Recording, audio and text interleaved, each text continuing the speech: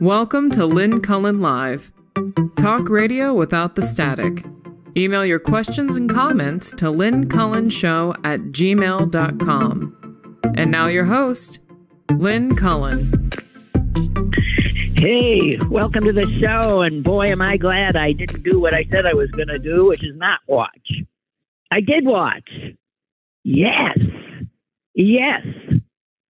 I'm so glad, because the word that occurred to me when it was done was triumph. That was by far the best speech I ever heard him give. And wow. I was just blown away by it. Now, granted, I smoked a joint during it, but I was blown away. I was scribbling notes left and right. And the thing that occurred to me was that he was clearly showing his own party that he could suck it up, that he had energy, that he was quick on his feet. He did a lot of absolutely shooting down all of this addled old Biden, dementia stuff that the Republicans peddle, and they'll continue to peddle. He baited them. They fell into every trap. He clearly knew, and his speechwriters knew, they were ready for the taunts and the incivility. They knew it would be there for him, and he was ready to take them on, not pretend it wasn't happening. The back and forth, he won every back and forth. It doesn't bode well for future states of the union, I must say. But I thought it was masterful. And yes, there were things. There were a few I read a piece. Excuse me while I stumble around here, because I'm going to talk about stuttering. Excuse me while I have a problem myself. I had read, I think yesterday or the day before, that he has been practicing specifically about so his stutter would not trip him up. We forget he has this lifelong, I'll call it an affliction, it would be for me, with stuttering. And he has, for the most part, overcome it.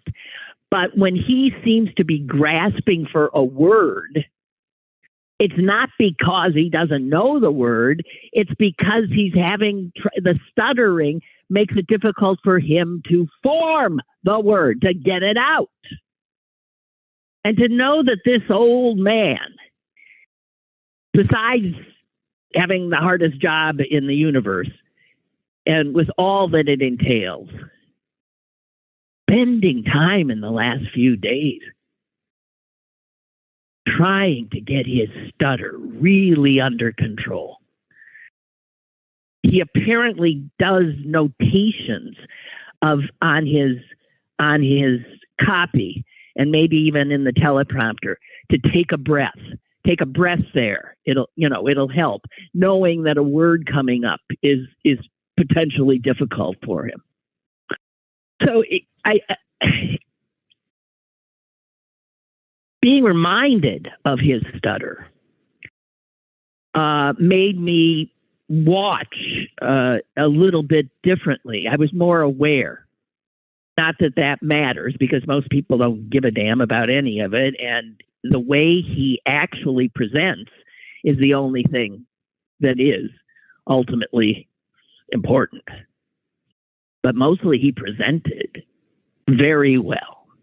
I mean, he ain't a great speechifier, but that was wonderful, I thought. I just thought it was wonderful.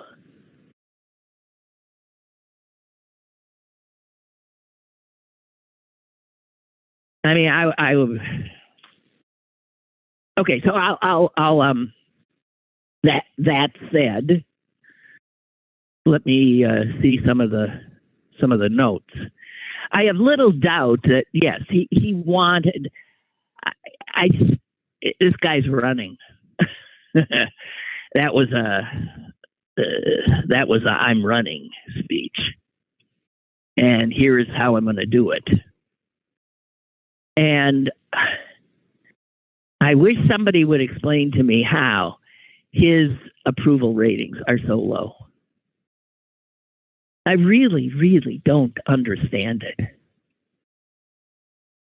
It's amazing. And it says something maybe about the White House and the Democrats and media inability to let Americans know the accomplishments. When somebody goes to get their insulin, for instance, and it doesn't cost what it cost the last time, it's good if they know that that's because of Joe Biden and the Democrats. No thanks to Republicans.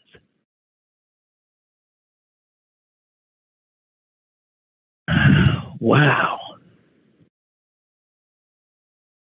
So this is a new normal. Republicans are going to jeer and heckle the president.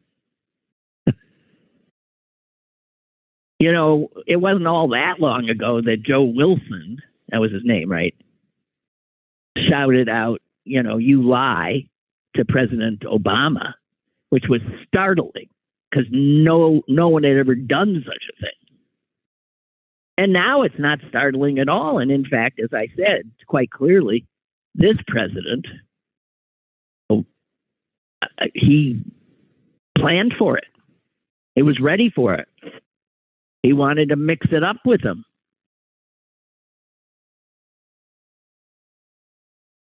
Unbelievable. So, let's see. Some of my notes. When he, at one point, and at one point he appeared like fierce. It was that line about name me one world leader who would want to be trade places with Xi or something, and he repeated, name me one. And I mean, there was a fierceness and even an anger, and he seemed at the time so strong. And I thought, wow, this isn't the nice, smiley Biden I know. And I saw that, I guess what we saw last night is that this guy is capable of being fierce. You can see why he'd be a really good negotiator. One minute he's patting you on the back, and the next minute he's doing a rope-a-dope with you. And while so many, including me, think that his age is a real problem, he showed last night that with age can come the kind of experience, been there, the kind of institutionalized memory of his career that puts him way out in front of the wannabes in the peanut gallery.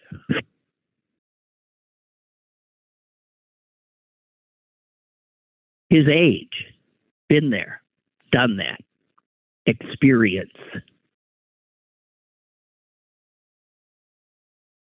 Wow, I don't know. I thought it was brilliant. I think it was David Frum, I think, wrote this piece for The Atlantic. He said this was a speech not of lofty phrases, but of cunning ploys, not one for the ages, but one that will reverberate long enough to make a difference in November 24. I thought it was triumphant. Okay, so some of the scribbles. Early on, he was making me nervous. I mean, he started out right, but he did seem to be a little nervous himself. And I wrote down, in this entertainment culture we live in, he has a problem, because he does sometimes appear to be this sort of like the doddering old man, and he takes too long, and he's not what the culture sort of wants and demands. And so I wrote that he falls flat. But boy, I wasn't thinking that by the time it was over. He ad-libbed brilliantly. I mean, some of the best stuff was not in the written speech, I suspect. I thought I would really be unhappy having to look at Kevin McCarthy behind him. What a riot! I kept looking at McCarthy, and you knew if there was a little bubble, a little cartoon bubble over his head, he was thinking, God, get me out of here. God, when is this going to be over? Get me out of here. That was an uncomfortable, unhappy man who, by the way, rarely stood. And when he did, rather than being the leader, he seemed to be taking his cue on whether or not to stand from the floor, from his Republican sheep. If they managed to stand, then he stood, begrudgingly. But it was, I started making a list of all the lines that were obviously stand-up lines where they didn't stand up, the Republicans.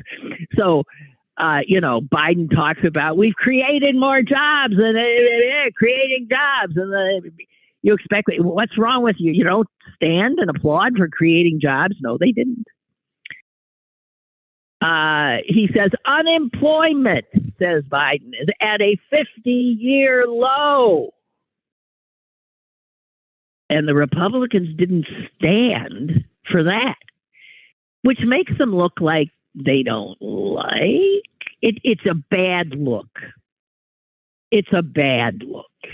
And he did it to him over and over and over again. The one that really blew me away was when he said democracy must not be a partisan issue. They didn't stand up. They looked angry and sullen. And he actually, at one point, talking about Ukraine, he said, will we stand for the defense of democracy? And of course, they didn't. Oh, man. And when the heckling first started, you saw McCarthy. He did this, he looked at the offender and said, no, shook his head and said, shh. Which, of course, didn't do any good. But you realize then that there had been a memo. There had been a memo. Let's not echo or shout things out. Let us behave like adults. Well, that wasn't going to work.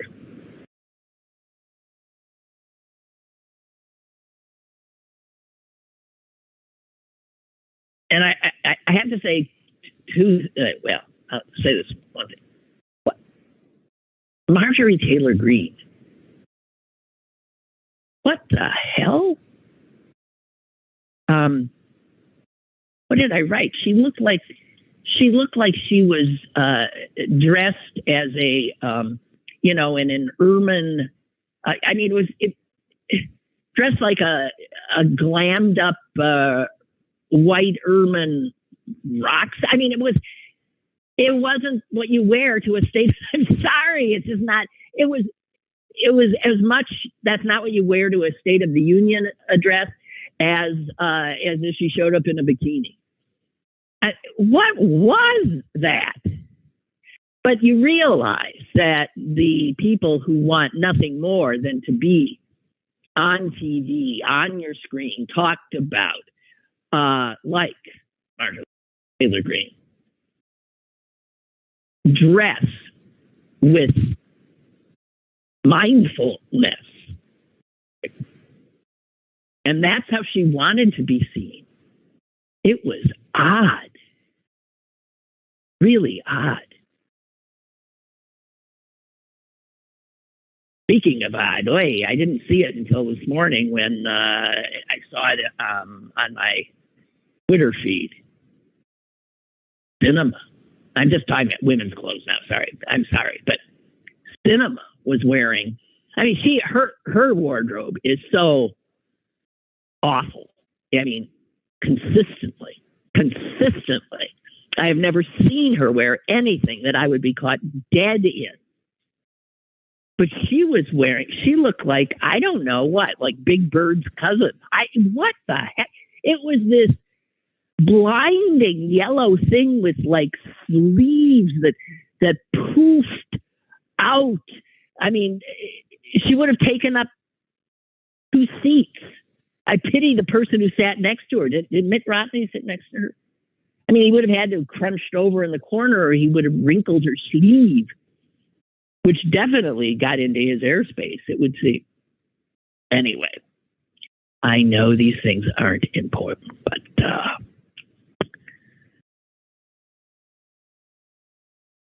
what else did I scribble? Yeah. Okay. There's that. What was Paul Pelosi? I thought that was a little odd, Paul Pelosi. And the poor guy was wearing a hat, which seemed wrong, but he's covering up his wound. I don't think he should. I think it would be more effective if, he wasn't wearing, but I mean, it's his call, and clearly he doesn't want people to see. I'm sure they had to shave his hair where they had to doctor him up since his skull was cracked open. But I think it would be a lot more powerful if everybody could see it rather than the hat. And speaking of Pelosi, there was a shot of Nancy down on the floor at the beginning. And I thought, wow, what must be going through her head? I mean, this is not the perspective she has had during a State of the Union address for a long, long time. She has sat up atop and looking down at everybody and at the back of the president. And here she was, and I thought, I just can't imagine the mix, probably, of emotion that amazing woman must have been dealing with.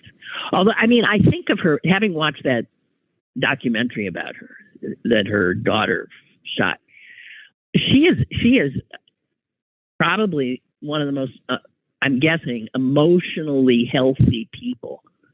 I mean, she just is rock solid. So I suspect whatever it is that she was thinking was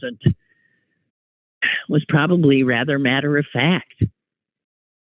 She strikes me as matter of fact.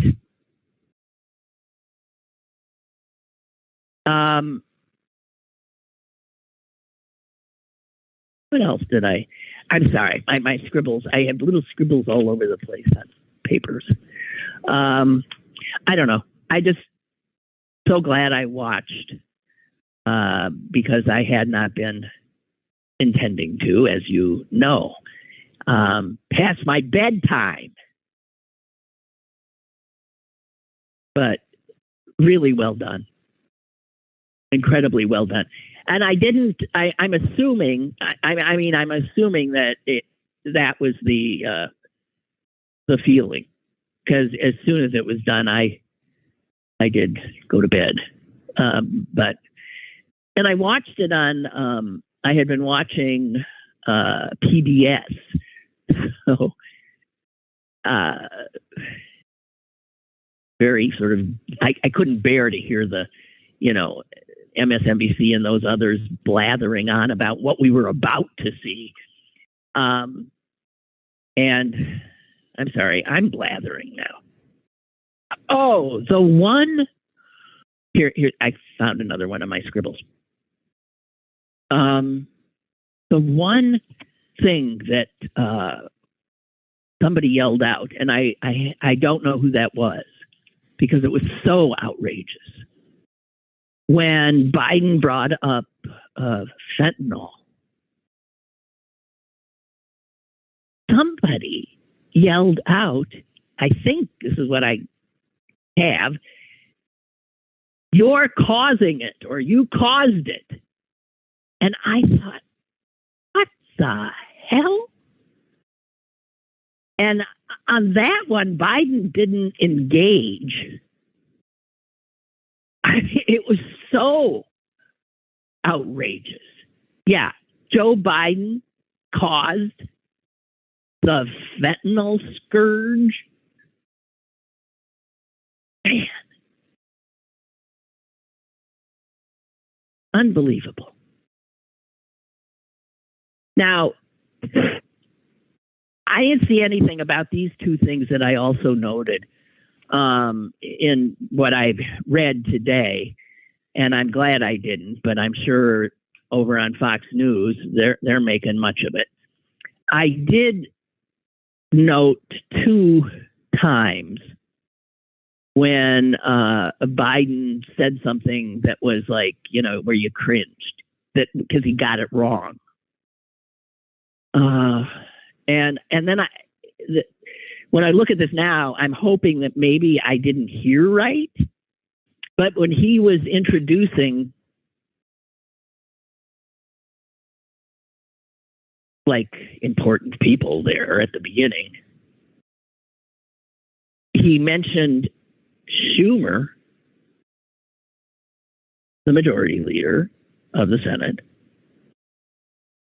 But I swear he called him the minority leader, didn't he? Did he correct himself? I don't know. But I swear to God, I thought, oh boy. I might be wrong about that one, but I know I'm not wrong about this. Because when he got into the gun insanity, and when he noted police running amok, and when he alluded to the extraordinary, brutal murder of Tyre Nichols, and the camera moves to his parents.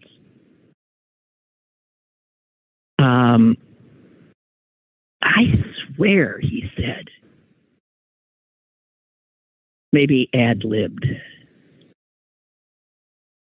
what happened to Tyre Memphis happens too often. Please tell me he didn't say that, but I heard it. What happened to Tyre Memphis happens too often. And the camera was on Tyre Nichols' mom. And she got a look on her face like, what? Poor woman. But those things where, Schumer, minority leader, and Tyree Memphis, those are the things that people who say too old. But I would suggest he was up there for I don't know how long. He did really, really well. And as somebody who speaks, babbles constantly, man, to only make a few missteps or gaffes is pretty damn good. I also love the fact you could tell that McCarthy, who had never, speaking of perspective, had never been at a State of the Union address where he sat up there. And he must have been told that you have a certain responsibility here. And at one point, this guy, before the speech started, approaches Harris and McCarthy, and it looks like he's talking to them. And McCarthy looks like, what? And Harris has to lean over to him and say something to him. And then he said, oh, yeah. And so he then stands, because it's his job as essentially the host of the proceeding, seeing as it's in the House. He had to stand and say something to the effect of, ladies and gentlemen, it gives me great pleasure to present the President of the United States. He had to introduce, it's his job, to introduce the President. And I loved that he was doing that after, well, as head of a party that contains so many that peddled and continue to peddle the lie that Joe Biden was not or is not the duly elected president of the United States. There was something delicious in that. Allison writes, I especially like the way he got them to say, oh, yeah, the Social Security and Medicare were off the table. That was just brilliant. And that was the rope-a-dope thing, where he baited them by saying, some in this party, some in the Republican Party are talking about, getting rid of Social Security and Medicaid. And of course, the Republicans went wild. No, liar, right? When in fact, there is video evidence of the same people that were screaming liar actually saying things like, we need to go after, exactly. So it was not a lie. And then he was able, I loved it. I loved it. So when they started protesting, he just turned it on them and pretended that they were protesting the very idea of getting rid of Medicare and Medicaid. So with the Republicans freaking out, saying, no, and he says, oh, so it's off the books. We got unanimity.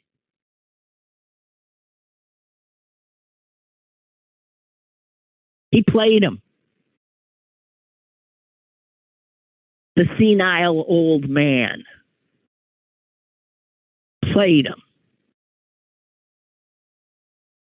And they got played all night, which is why Kevin McCarthy looked so unhappy up there.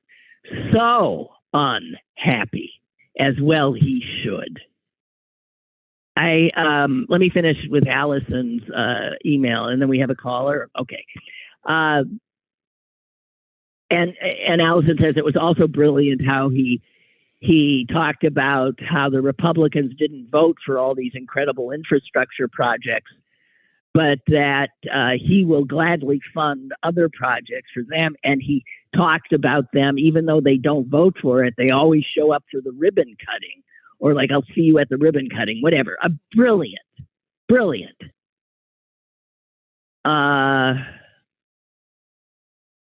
And Allison writes, also, did Huckabee even hear the speech? I did not hear hers. I couldn't imagine.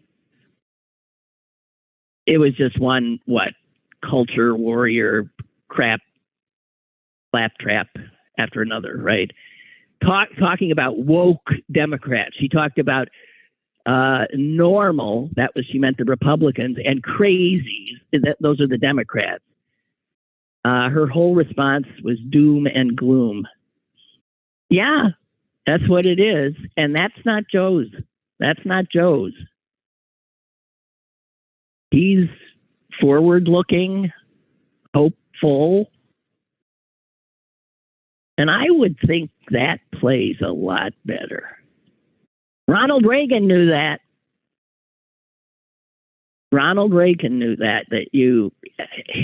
Republicans have nothing to offer but anger and fear. And maybe it ain't gonna be enough.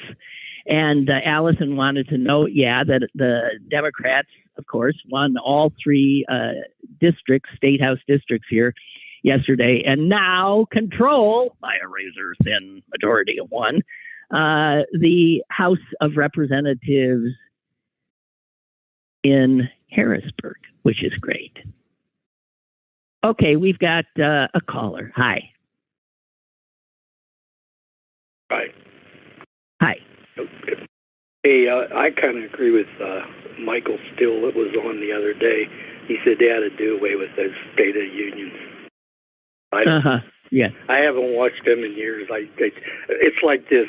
If you don't know who the good guys are, then you need to go see a psychiatrist, because your brain is all messed up, because there's only one side to vote for, and that's Democrat. And you can't say they're the best, but they're pretty darn good. Biden's done a pretty damn good job. So I can't, and they could do more if they would just go along with them. But the one I did watch one time, Obama, I don't know if he did it at the State of the Union, where he said he wasn't going to run anymore, and they clapped, the Republicans. Must have been at that. And then he said, that I know, because I won both of my elections. I mean, he had such a comeback line that was a good one. But he always did. He was very, yeah. I did watch him a few times. I mean, I did like him. And Biden's good too, but I don't know. It just seems like a bunch of smoke blown, That's my opinion. Well, I think does the Constitution mandate that the president does have to give? I don't think it has to give an address, but has to report. But it is. You could do it in a letter. It is ritual now, and it's like, I don't know. And then I think all the money they wasted putting those fences up around. Big deal. But I just think they waste a lot of money in government for dumping. Well, big deal, but when you think of wasted money, putting that fence up for security reasons is not a. Well, you have to do it. It's nothing. If you didn't have it, and why do you have to do it? You have to do it because Republicans are insurrectionists, and they already came at that building. So I don't know. But I hear you. Thank you. One thing I do agree with the Republicans on, they're looking into this. Lawyers are getting this money. I think it was like, I don't know how many billions of dollars that was spread out. There's a lot of fraud in it. And it's terrible. Terrible. Security numbers. And just terrible. I do agree with that. That's the only thing I agree with them on. Other stuff than that. Well, I think that's a bipartisan thing. The fact is that a lot of people, I think I know a few, frankly.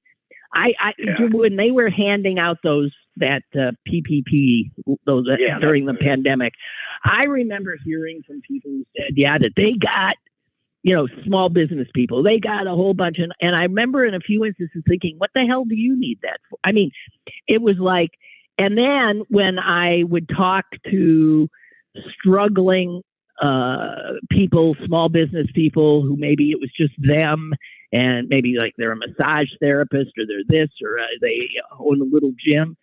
They couldn't get a penny because these big guys who didn't need it came in immediately and took it all.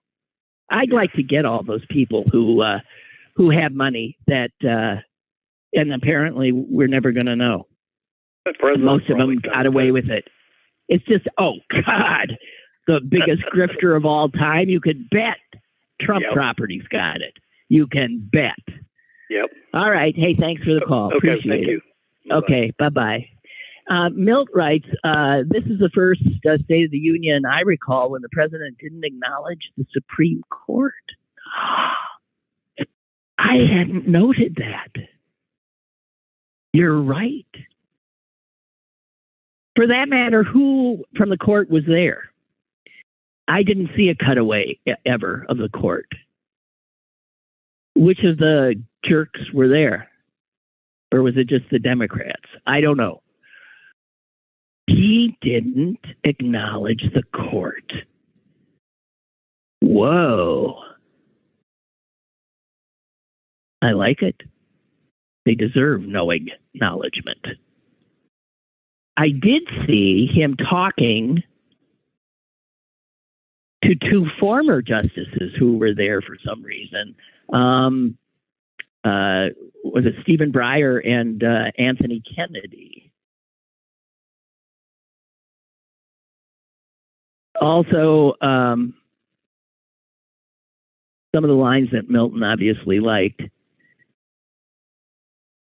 I think he said this to McCarthy, right? I don't want to ruin your reputation, but I look forward to working with you.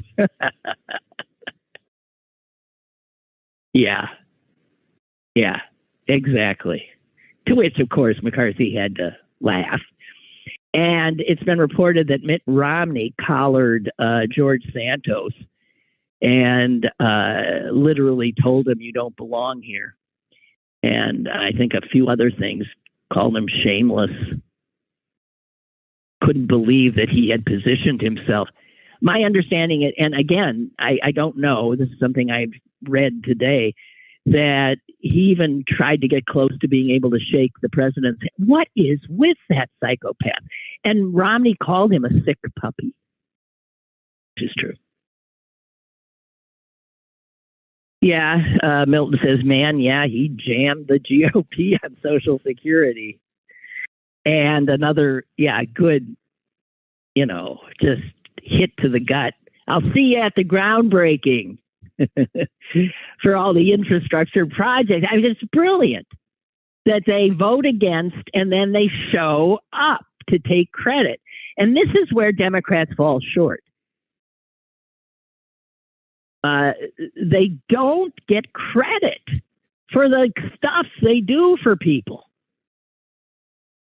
that are popular with people. Anything Americans have that they like, that they now feel is given to them, it's Democrats are behind it. Never, ever Republicans, ever.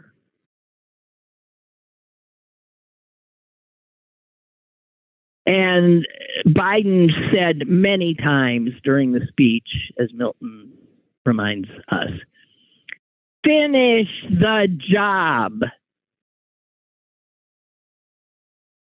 Which, looks like it might be his campaign launch. I've got to finish the job.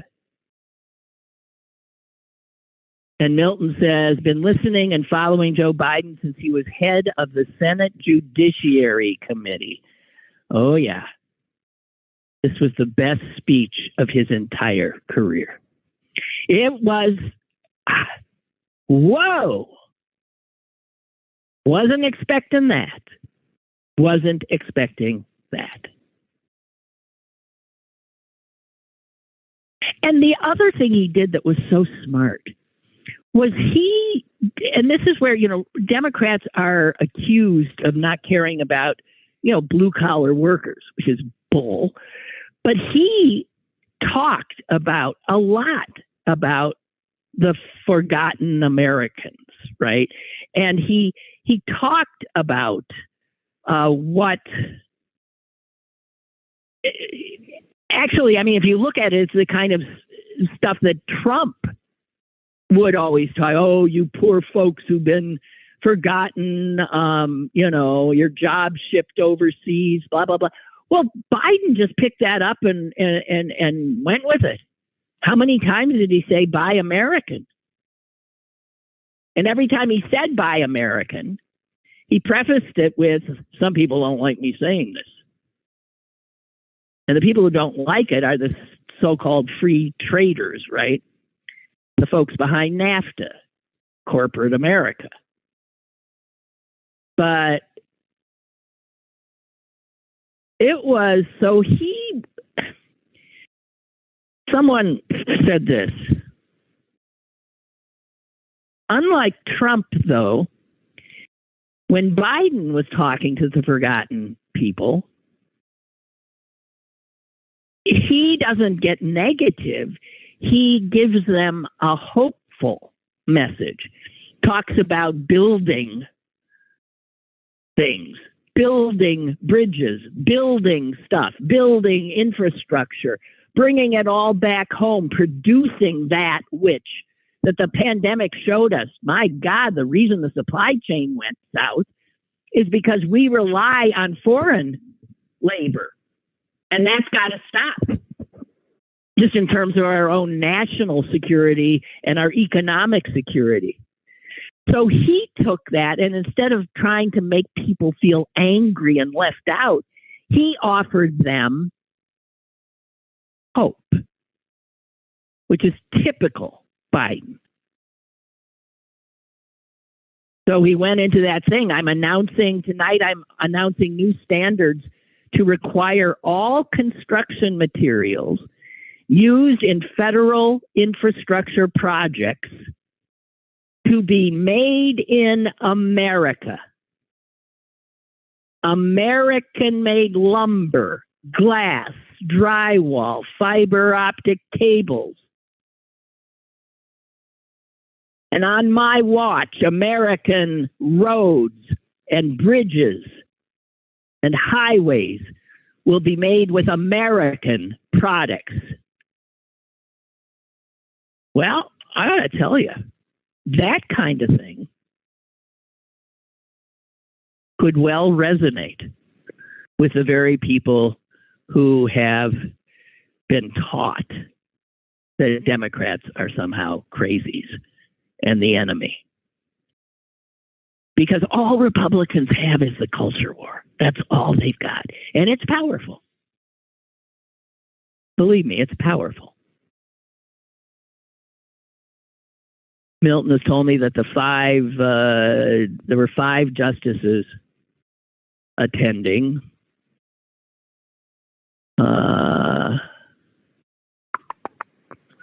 And Ketanji Brown Jackson, Brett Kavanaugh, Chief Justice Roberts, Elena Kagan, and Amy Coney, whatever her name is, Barrett, whatever.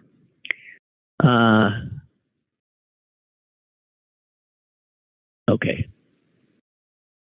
And it says here, while some sitting justices have not attended in more than a decade, Breyer and Kennedy, the ex-justices, were quite the regulars, so they must like these things while on the bench, and they showed up again. And those two also attended George W.'s State of the Union in 2002 when 7 of their colleagues sat out. What the hell? 7 of them didn't show? Wow. We forget. Yesterday I mentioned how our medical system is shot, gone, finished. And today I opened the Times op-ed page, and there's a piece written by a doctor. This headline, "Doctors aren't burned out. We're demoralized." And that's what I was saying.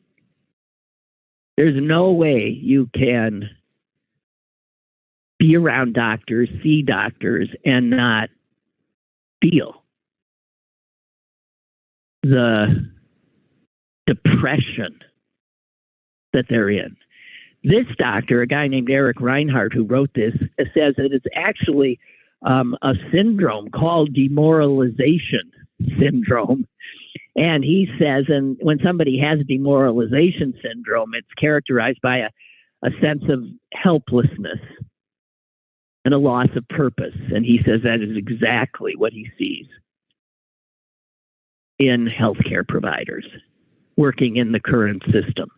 And he says what is diseased, and because doctors are trained to recognize disease, doctors know that the system they work in is diseased. And their ability to fix it are limited. But he argues that they've got to, because God knows the bean counters in charge ain't going to do it. They're the ones who got us to the point we're at. That and fear of socialism. Remember when doctors were told, if we have, doctors became the biggest lobby, the AMA, against single-payer healthcare, against the government taking over and getting profit out of it. And they said, the line to them was, you'll just be like a bureaucrat working, and you're not going to make anywhere near as much money. And that's probably true. And so doctors said, well, over my dead body. But now doctors are thinking, okay, so maybe I can make some money now, but I am demoralized.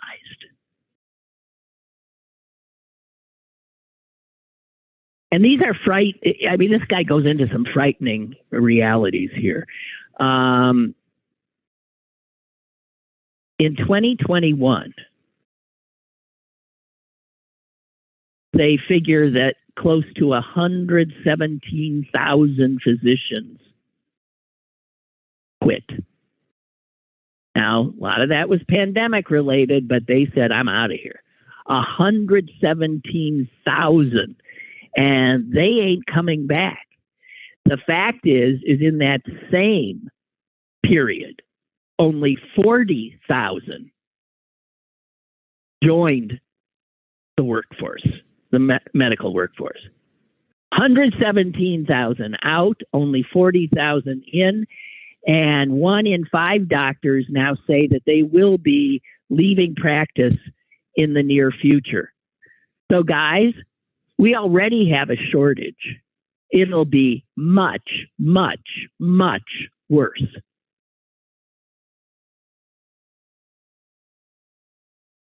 And this guy goes into detail about doctors have seen changes that they just can't countenance. And they've been traumatized, literally, by the futility they feel trying to do what they're trained to do within a system that really won't let them do it. And he goes on to say that recent exposés have laid bare the structural perversity of our institutions. These ostensibly non-profit charities like UPMC, illegally saddling poor patients with debt for receiving care to which they were entitled without cost, and who turn large profits by exploiting tax incentives meant to promote care for poor communities. They're the worst of the worst. Hospitals deliberately understaff and consequently undercut patient care while sitting on billions. I could be talking right. Everything I'm saying absolutely describes UPMC. Sitting on billions of dollars in cash reserves.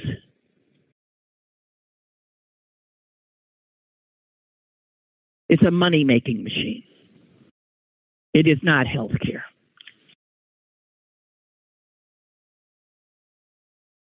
Unbelievable. Let me see. Where am I? Oh, the guy. You know, I couldn't believe this, but then I saw a picture. There's a Congress, and this is probably just to get a rise out of folks like me and you. The congressman who apparently is passing out, and they're taking him these lapel pins. It's an assault rifle. So you see a lot of Republican office holders now, and they're wearing, of course, their flag pin. And then they got their weapon of mass destruction pin. And it turns out that the guy behind this is a Georgia congressman named Andrew Clyde. And he's the one who's been passing out the pins. Somebody put out a picture from January 6th, which I'd never seen before and is better than the picture of the Republican from Missouri, Howley, running, scared out of his mind, running through the Capitol, trying to escape the very people he was given a power salute to just an hour earlier. And this guy passing out the pins, there's a picture of him behind a Capitol Hill plainclothes officer wearing a mask, wearing a COVID mask, with a gun out and pointed. And Clyde is behind him, and his mouth is hanging open, and he looks scared out of his mind. By the way, the same guy was one of only 3 members of the House of Representatives who last year voted against making lynching a federal hate crime. Well, at least he's consistently horrific. Incredible.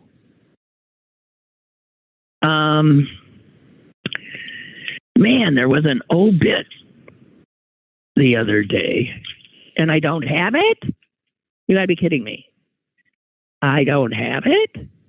There was an obit about a guy I'd never heard of. Damn it. And it's, oh, here it is. His name is Solomon Pearl. I had never heard of this guy. My God. He is another Jew who survived the Holocaust, but he did it in a way that is mind-blowing. He posed throughout the war as a member of the Hitler Youth. Good God. Apparently, there's a famous film called Europa, that is his story. Anyway, he died the other day in Israel. He was 97 years old. I read his story, and it's hard to even comprehend. Hard to comprehend. And he talks of having to literally almost like kill the Jew in him, kill himself. He came up with an entire different identity. And then he, of course, had to worry that somebody would see his circumcised penis.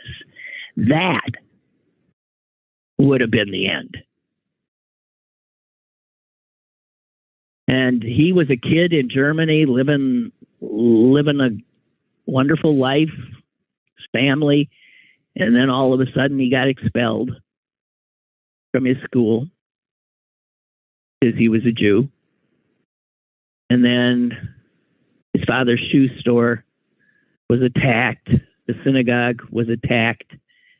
His parents ran to Poland, not a good idea. And they ended up in the ghetto there. They told him to just get the hell out. He is quoted as saying, "I recall the last words of my parents. My father told me never to forget I was a Jew. God would protect me. My mother simply said, 'Go. You have to live.'" He ended up in an orphanage in Russia, and then the Nazis invaded, and then all the children were rounded up, and he was and told to run. He took off running, ends up in Minsk, where he's finally caught by the Germans.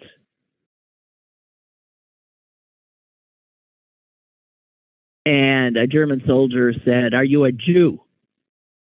And he knew that was a death sentence. And so he said, "No, I'm German." And the fact that the soldier just believed him, well, that was his first. Anyway, he ends up living this unbelievable lie. And then what he always feared happened. A doctor, where he had to have a medical exam.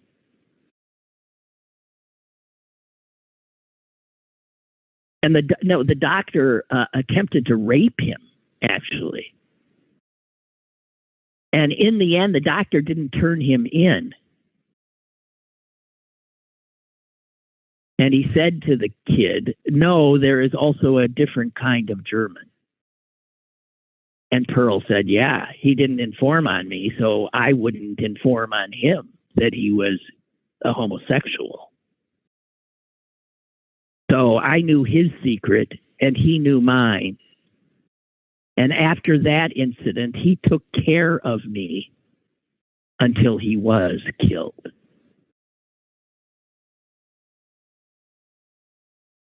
He ended up with a girl who was a fanatic Nazi. And he says later, "I was schizophrenic. During the day, I was a German youth who wanted to win the war. I sang songs against Jews, yelled Heil Hitler. And at night in bed, I cried out of longing for my family." He was eventually sent to the front. The war ended soon after. He was arrested, briefly held by the Americans. He said, "There's another irony, a Jewish boy in a Nazi uniform in American captivity."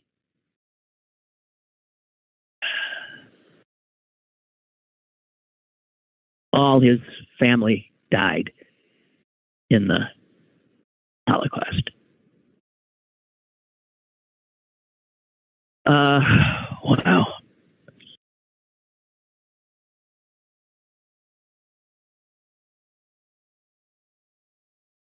He returned to Germany to speak with his aged former colleagues from Hitler Youth, whom he still said he considered friends. He said, "They accept me like a comrade. When I tell them the truth, tell them about the camps, the racism, they listen with a different ear. I've received letters saying that after hearing me speak, some of them have begun questioning the line of thinking, their Nazi line." I can't imagine living a life I cannot imagine. But he survived. And I just can't imagine. And having said that, I want to point out that in the local obits yesterday, I did see that we lost another Holocaust survivor here. There's so few left, guys. And once they're gone, the Holocaust deniers are just going to be going crazy. Irene Rossner, age 93, Greenfield. Wife of 70 years to the late Eugene Rossner. It says here she was born in Warsaw, Poland, 1929. She fled what would become the Warsaw Ghetto when she was 10 years old. God. And spent the Holocaust in hiding and on the run. A child. In hiding and on the run. Using false documents that provided her with a non-Jewish name. After the war, she emigrated to Pittsburgh, graduated from Taylor Alderdice High School, and then married fellow Holocaust survivor, Eugene Rossner. They ran Gene's Food Market in South Oakland at Kennett Square and Ophelia Street, it says here. 2 Holocaust survivors. Wow. All right, there's that. That's it for me. Thank you, and I guess I'll be back tomorrow. And the sun's out. Good God, I just noticed. Okay, bye.